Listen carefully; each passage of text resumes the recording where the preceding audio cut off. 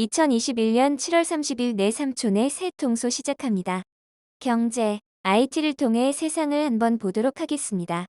첫째, 진정 좋은 것은 마음이 아니라 가슴으로 느낀다. 사용자 경험 유저 익스피어리언스. 오늘날 세상에서 여러 곳에서 UX 하는데요. UX란 무엇인가를 마주하고 경험했을 때 순식간에 직관적으로 온몸으로 느끼는 총체적인 경험입니다.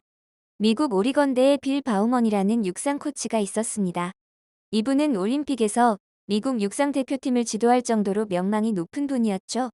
하지만 늘 고민이 많았어요. 우리 제자들이 어떻게 하면 더 높이, 더 멀리, 더 빠르게 뛸 수 있을까 하고요. 너무나 헌신적인 선생님은 급기야 학생들을 위해 신발을 만들어 보기로 결심을 합니다. 너무나 멋진 아이디어가 번쩍 생각이나 급기야 구두땅에 가서 신발을 만들었죠. 그리고 제자인 필 나이트를 불렀습니다. 이거 내가 만든 신발인데 한번 신어보고 평가해줘야지만 연락이 오지 않습니다. 이 선수는 너무나 신발이 마음에 든 나머지 선생님한테 신발을 돌려주지 않았습니다. 진정한 UX 극대화. 오히려 선생님께 이런 제안을 하죠. 선생님, 우리 이거 한번 안 팔아보실래요? 스승과 제자간은 곧 의기투합을 했고 1964년 회사를 만들었죠. 이 회사는 바로 글로벌 매출 51조 원 회사로 성장한 나이키입니다. 어떠신가요? UX가 무엇인지 감이 잡히셨죠? 나이키 곳곳에는 UX에 대한 자신감이 있습니다. 슬로건은 군더더기가 전혀 없죠. Just do it. 그냥 해 신어봐. 이 세상 이치가 때론 처음 그 느낌에 충실한 행동이 중요합니다.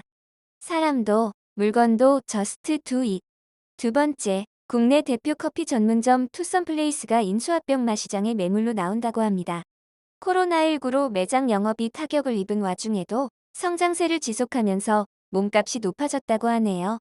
29일 투자은행 IB 업계에 따르면 투썸플레이스 최대 주주인 홍콩계 사모투자펀드 PEF 운용사 앵커에퀴티 파트너스는 최근 공식 매각 절차를 밟기 전 국내의 PEF 등을 접촉하며 시장 반응을 살펴보고 있다고 합니다. 오비맥주의 성공적인 매각으로 한국에서도 유명한 미국 콜버그 크레비스로 버츠 KKR과 약 5조 원의 운용자산 AUM을 자랑하는 국내 대표 PEF 운용사 등이 관심을 보이는 것으로 알려졌는데요.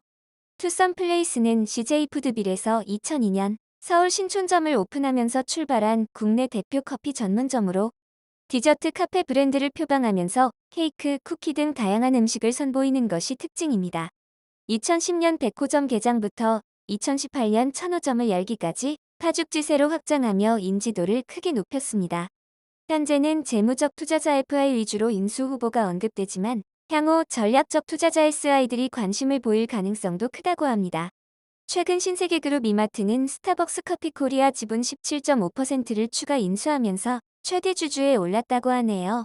누가 인수할지 귀추가 주목되는 가운데 투썸이 국내 브랜드라는데 자부심이 느껴집니다. 오늘도 두 가지 이야기 전해드렸습니다. 세계 이야기 전해드립니다. 인류 문명 파멸된 이곳으로. 최후의 생존 벙커는 전염병 대유행부터 경제위기, 물불을 안 가리는 기후위기까지 최근 들어 지구촌을 위협하고 있는 경고음은 끊이지 않고 있습니다. 실제로 인류 문명이 파멸의 전환적 순간에 이르는 순간 최후의 생존 벙커가 될 수 있는 나라는 어느 곳일까요? 29일 영국 일간 가디언은 영국 앵글리아 러스킨 대학 글로벌 지속가능성 연구소 연구진이 인류 문명 붕괴 때 마지막까지 살아남을 수 있는 국가로 뉴질랜드를 꼽았다고 보도했습니다. 다음 아이슬란드와 아일랜드, 호주 태즈메이니아, 영국 등이 뒤를 이었습니다. 연구진은 각국의 자체 식량 생산 능력, 대량 난민 유입 저지 능력, 전력 생산 능력, 물품 생산 제조, 유지 능력 등 여러 역량을 분석한 뒤 문명 붕괴 시에도 사회를 유지할 수 있는 국가 후보군을 선정했다고 합니다. 대체로 인구 밀도가 낮은 섬 국가들이 적합한 피신처로 꼽혔고 반면 경제적 효율성을 중요시하는 국가들은 약세를 보였습니다. 그 결과 최적의 피난처는 뉴질랜드였다. 낮은 인구 밀도에다 지열수력 발전을 통한 에너지 생산 능력, 풍부한 농경지를 통한 식량 생산 능력, 섬 국가의 지리적 고립성으로 인한 난민 유입 저지 능력 등을 갖췄기 때문이라고 합니다. 부디 그런 날이 오질 않아야 할 텐데요. 두 번째 소식입니다. 전기차 판매 비율 가장 높은 이 나라가 석유 포기 않는 이유. 전 세계적 ESG 환경 사회 지배 구조 열풍에도 북해 산유국들이 석유 생산을 포기하지 않고 있습니다. 석유가스 산업이 나라의 기반 사업이기 때문입니다. 탄소 감축 기조에도 석유가스 산업이 축소되지는 않을 거라는 분석이 나오고 있습니다. 28일 에너지 전문 매체 오일프라이스닷컴에 따르면 서유럽 최대 산유국 노르웨이는 석유 개발 사업에 여전히 열을 올리고 있으며 추가 유전 탐사도 고려하고 있습니다. 이는 2025년까지 모든 차량을 친환경 자동차로 전환하고자 하는 노르웨이 정부의 친환경 정책과 대조되는데요. 노르웨이는 지난해 전기차 판매 비중이 54.3%에 달해 전 세계에서 전기차 판매 비율이 가장 높은 나라이기도 합니다. 친환경의 앞장서는 이 나라가 화석 연료를 놓지 못하는 이유는 석유가스 산업이 나라의 주축 산업이기 때문입니다. 석유 및 가스 산업은 노르웨이 GDP의 약 20%를 창출하고 있고 석유 관련 산업이 만들어내는 일자리도 20만 개에 달합니다. 친환경 정책과 석유가스 산업이 공존할 수 있다는 게 노르웨이 정부의 기본적인 입장이라고 합니다. 아직까지는 일자리 창출과 경제 성장에 아직 중요한 부분을 차지하고 있다고 판단하고 있습니다. 금주 정치 세상을 통해 알게 된 소식 전해드립니다. 요즘 줄리 논쟁이 뜨겁습니다. 사실 줄리였으면 어떻고 아니었으면 어떻습니까만 대통령 선거 전이다 보니 아주 예민하게 다루어지고 있고 또 신경질적인 반응이 나오고 있는 것 같습니다. 최근 열린 공감TV에서 윤석열 전 총장의 배우자인 김건희 씨와 관련해서 양재택 전 검사이자 변호사의 구순 노모를 인터뷰해서 화제가 되었죠. 유튜브를 찾아보시면 알겠지만 양 변호사의 노모께서는 치매가 있다고 하시는데도 과거의 기억을 또렷이 기억하고 증언하는 것을 찾아볼 수 있다고 합니다. 물론 양 변호사는 진단서를 제출하고 부정을 하고 있지만 대부분의 치매 환자들이 과거 기억은 정확히 기억하는 특징이 있는 것으로 봐서 양 변호사의 대응은 여러모로 불리한 대응이 아닌가 싶습니다. 이와 관련해서 윤 전 총장 캠프에서 배우자 관련 보도를 한 관계자 10여 명을 형사고발했는데요. 여기서 한 가지 의문이 생기게 됩니다. 만약 배우자 사생활 관련 소식이 사실이 아니라면 왜 윤 전 총장이 직접 고소를 하지 않고 주변인들이 고발을 한 것일까요? 의문이 드는 대목이 아닐 수 없습니다. 아무튼 계속해서 줄리 논쟁은 뜨거울 것 같습니다. 진실은 누가 알고 있을까요? 줄리일까요? 김건희 씨일까요? 윤 전 총장일까요?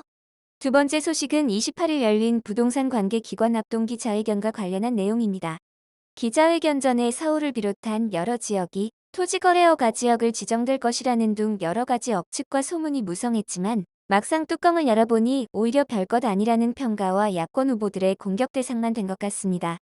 특히 회견의 내용은 우리는 잘하고 있고 집 못 사게 대출 강화할 것이고 투기하면 가만 안 둘 거야 라는 식의 일종의 대국민 협박 회견처럼 된 것은 마땅히 비판의 여지가 있다고 보여집니다. 현재 주택가격, 특히 아파트 가격의 지속적인 상승은 정부의 정책 실패가 불러온 참사가 맞는데 정부는 계속 국민 탓을 하고 있는 점은 매우 안타까운 부분이 아닐 수 없습니다. 아무튼 정부가 부동산 대책만 발표하면 집값이 뛰고 있는 현 상황이 정상이 아니기 때문에 속히 시장을 안정시킬 수 있도록 그리고 시장과 대결하는 것이 아니라 시장의 선순환을 끌어낼 수 있도록 정부는 더 고민해야 할 것 같습니다. 오늘 사회 소식을 통해 알게 된 것들입니다. 첫 번째 소식입니다. 코로나19 4차 대유행이 전국으로 번지는 가운데 1일 확진자 수는 23일째 네 자릿수를 이어가고 있어 방역당국이 추가 대책을 두고 고심하고 있습니다. 유흥 등 고위험 영업장 문을 닫아도 줄어들지도 않는 상황. 이제는 뭐가 문제인지 현장 점검을 해봐야 하는 거 아닌가 싶습니다. 거리두기 정책으로 자영업자들은 다 죽어가는데 나아지는 건 별로 없어 보이네요. 두 번째 소식입니다. 최근 3년간 10대 청소년의 지능범죄와 도박 및 마약 범죄가 증가했다는 조사 결과가 공개됐습니다. 아울러 촉법 소년에 의한 범죄 건수도 증가세인 것으로 분석됐습니다. 이제는 촉법을 교묘하게 이용하는 경우도 점점 늘어나고 있습니다. 시대가 변한 만큼 촉법에 대하여 다시 한번 돌아볼 필요가 있어 보이네요. 세 번째 소식은 인천의 구치소에서 중국인 4명이 한국인 재소자를 집단 폭행해 징역형을 선고받았다는 소식입니다. 이들은 한국인 A씨가 시끄럽게 한다는 이유로 목을 감싸고 주먹으로 얼굴을 수차례 폭행한 후 쓰러진 A씨의 얼굴과 몸을 수차례 폭행하고 얼굴을 수차례 밟은 것으로 조사됐습니다. 인간과 인간 아닌 것을 같이 수감해서 발생한 문제 같습니다. 박해약 좀 쳐야 할 듯하네요. 이상, 새, 통소 마칩니다. 행복한 금요일 되세요. 브로우커리